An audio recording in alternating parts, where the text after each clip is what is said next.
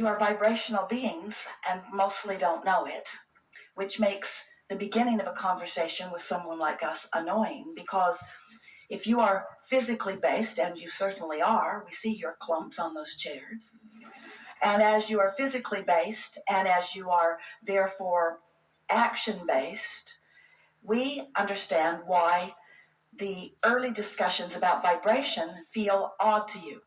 But you can get up to speed with them quickly, and when you do, everything in your world will become easier, because you are a vibrational being living in a vibrational universe, and you are thinking thoughts which are vibrational, which equal the basis of the reality of your world that you are creating. You create your own reality, and you do it with your thoughts. So if you are like so many humans, where the majority of your thoughts are offered in response to what you are observing, and you're just letting whatever shows up in front of you be the reason that you're looking at it, then you're probably having a sort of contrasting experience where you're observing wanted and unwanted with no sense of control. We want you to leave this gathering today with a sense of control, because you are the focuser of your own experience. You can focus yourself into the reality that you want. We were watching Esther this morning. She had a good night's sleep, and she was eager about coming down, and she was making a list of all of the reasons why she likes to do this. How fun it is to get on the airplane and fly here where you are, to have an experience like this with you. And so as she's making her list, she's actually writing it. Several times as she thought of a statement to make, in the middle of the statement, she would say, I can say that better than that. I can say that better than that. Because she could feel that even as practiced as she has become at directing her thoughts, that sometimes she introduces resistance right into a statement without meaning to. For example, she would say something like, I really, really like doing these seminars. Well, there's no resistance in that statement at all. And then, this is going to be a really good seminar. Well, there's no resistance in that. And then, people that are coming with great expectation.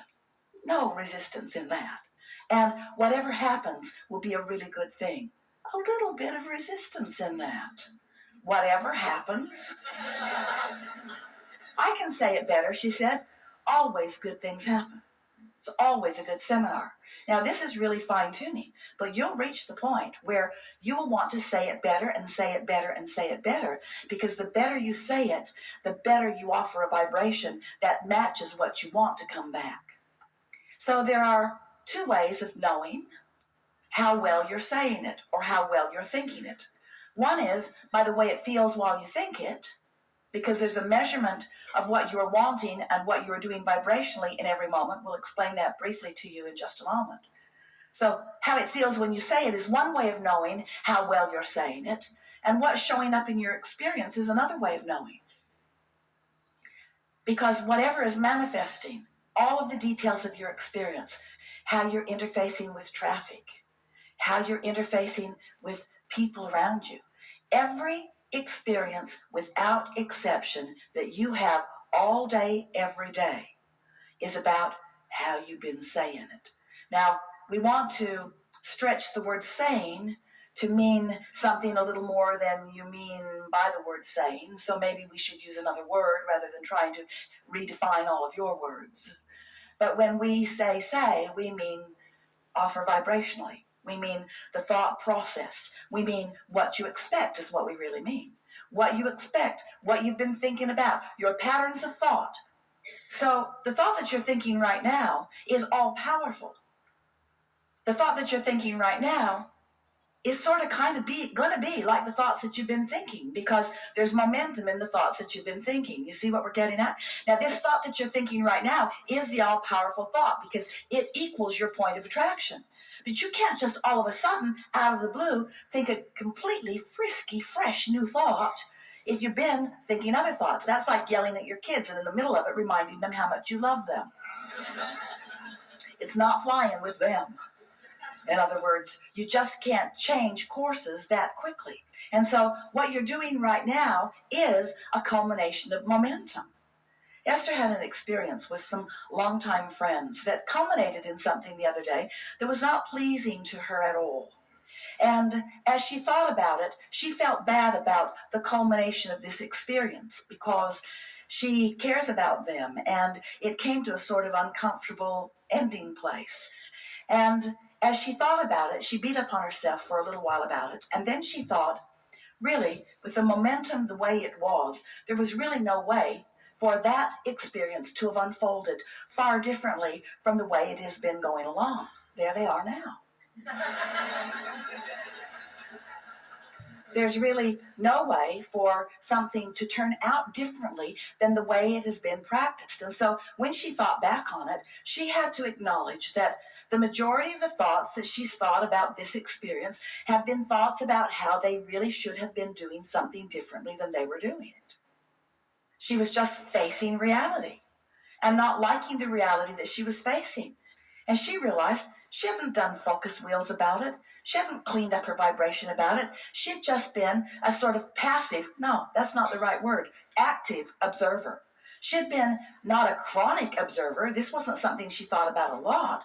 But when she did think about it, she thought about it in that way. You could have handled that differently, she thought. You could be doing something differently, she thought. And so every time she thought you could have been doing something differently, she was adding to a sort of momentum that was going to play out unless she began somehow taking a different course. But because it wasn't very important to her, and so it wasn't something that she woke up thinking about, and it wasn't something that she spent any time trying to improve the way she thought about it, as it culminated exactly in the way the course that had been set caused it to culminate. In other words, she is the creator of her reality, even as it regards how other people interface with her. Don't you like knowing that you are too? She didn't really like knowing that. She wanted to say, you should have done that differently. If you had handled that differently, it would have turned out differently for you. Didn't even really negatively impact her at all. She just didn't like how it turned out for them. She didn't like how it turned out for them, and she knew it did not have to turn out that way for them if they had just thought differently than she was thinking about them not thinking differently. You should be thinking differently about this thing that none of us have thought differently about. Now it's turned out, I'm really sure that you should have thought differently about this, because it could have turned out a whole lot better if you'd thought differently about it. And so what we want you to begin understanding is that there is a momentum in thought, and often you continue the momentum in the thought without meaning to, because the momentum in the thought, sometimes you say, it feels to me like my thoughts are thinking me. And we say, that's momentum. And momentum is caused by the powerful law of attraction, which says that which is likened to itself is drawn. So when you focus upon something for as little as 17 seconds, when you cross that 17-second mark, momentum ensues. And by the time you do that again, another 17 seconds, and again, another 17 seconds, and again, another 17 seconds, and you cross that 68-second mark, you have significant enough momentum going that there are going to be some evidences that present themselves to you. So you can imagine how expectations can get going. So how do you feel about the beliefs that you hold? How do you feel about the expectations that you hold? Esther said to us in the early days of our explaining this to her, but Abraham, it's true. It's true. This thing I believe, this thing I expect is true. And we said, we're not questioning that, but we have another question for you. Do you want it in your experience? Well, what's that got to do with anything? Everything. But it's true. We said, there are many things that are true that you want to experience, and there are many things that are true that you don't want to experience. We would suggest you keep the things you want to experience that are true active in your vibration, while you deactivate the things that are true that you don't want in your experience. Deactivate them. How do you do that? By withdrawing your attention from them. Okay, so I'm not going to think about that thing that I'm thinking about. How's that working out? I'm not going to think about that. I'm not going to think about that. I'm not going to think about this, because when I think about this, it really bothers me, and I'm not going to think about this. It bothers me to think about this. I'm not going to think about this. I've been thinking about this for far too long. I'm not going to think about this anymore. I want you to stop doing that, you say to your children. I don't want to see that again. And your children know what to say. They want to say, then look the other way. If you don't want to see it, then don't ask me to stop doing it. Just look away.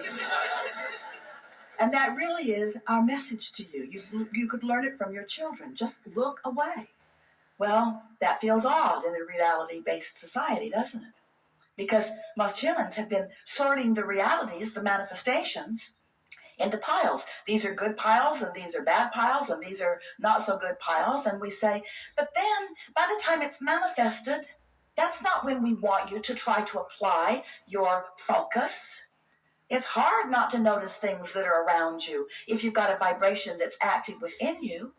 So yesterday, Esther was thinking, just a train of thought. She was thinking about a new album of current seminars that she's pulled together. It's called a seasonal album. And she was working on the album covers and enjoying the process of selecting the product for it. And so she was thinking about these wonderful edited versions of some seminars and how fun it was to put a really beautiful album cover on it. So she was just enjoying that thought. And then she thought about a friend of hers who is not tech savvy, who is not able to receive the live stream. She can't download MP3s. She wants CDs, and Esther was thinking how nice it is to have those CDs. And then she got thinking about that person and where that person now is and what that person is now doing and wondering how it's working out for her. And without even meaning to, Esther was down a sort of uncomfortable trail. So she thought, that was really tricky because I started out thinking about one thing, ended up thinking about another thing, which led to another thing, which led to another thing, and now I'm in a place where I want to pull back from it, and there wasn't so much momentum going that she couldn't pull back from it, but she pondered, how'd I get there? And then she realized something that she's been listening to us say to you all emphatically, especially recently, that she wasn't following a trail of subject like it seemed. You know how you can do that? Do you ever play that game? Well, first I thought about that, and then I thought about that, and then I thought about that, and then I thought, I got here because I was thinking, first I was thinking that, and then I was thinking that, and then I was thinking that. Have you ever played that game back? Well, stop it. What she has been hearing us say, rather than choosing the thought because of the subject matter, choose the thought because of the way it feels. Choose it vibrationally. Get the ball rolling, momentum, by choosing the way you want to feel, which will lead you to the thought, which will then lead you to another thought, which will then lead you to another thought. And even though you might jump subject, subject, subject, subject, subject, you won't jump vibration. Now, does that make sense to you? Have you been listening to us enough to know that there is a vibrational content that is the basis of your point of attraction? It's not subject, subject, subject. It's vibrational frequency, vibrational frequency, vibrational frequency.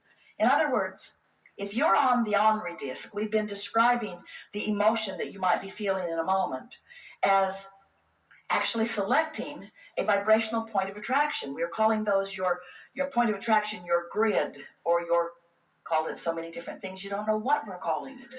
But it's the place where you stand. It's spinning because it's attractive. It's calling to it other things like it. So let's say that, like on the emotional scale, you could be on the fear disc, or you could be on the Henri disc, or you could be on the happy disc, you could be on the joy disc, the loving disc, the anger disc, the resentful disc, the fear disc. In other words, you can choose your point of attraction, and in fact you do, all day, every day. So every thought that's ever been thought still exists. You have the potential of activating anything right here, right now. And it doesn't take very much focus upon it in order to activate it with enough momentum that it begins to be a point of attraction for you where things like it are going to start showing up. And you know what? The first thing that shows up once you find yourself spinning on one of these discs, the first thing that happens is more thoughts like it join it. Momentum. And the next thing that happens, and right on the heels of it, is you have an emotional, we're going to call it an emotional manifestation.